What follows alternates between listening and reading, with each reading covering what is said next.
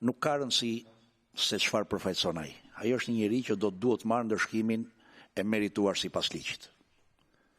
Ngjarja është shumë e rëndë, edhe unë bashkohem me ngushëllimet për familjen, shërim shpejt fëmijës që është spital, por ky komision ka përgjegjësinë që këtë shqetësim që ka krijuar kjo ngjarje ta përkthejë në ndryshime ligjore.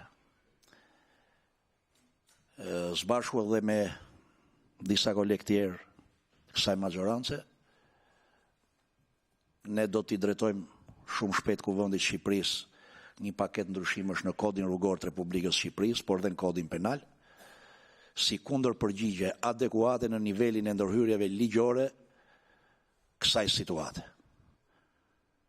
Natyrisht, nuk do të duhet të ndodhin ngjarje të tilla për të patur ndoshta ndërhyrje në kod rrugor apo në kod penal për ta shpërstuar masat, por gjithsesi po shohim të gjitha hapësirat dhe boshllëqet që ka kodi rrugor dhe kodi penal në këtë drejtim për t'i adresuar në masën e dur. Kjo është përgjegjësi institucionale e Komisionit dhe e Kuvendit, pastaj në rrafshin njerëzor ngjarja është shumë e rëndë dhe personi autori kësaj vepre penale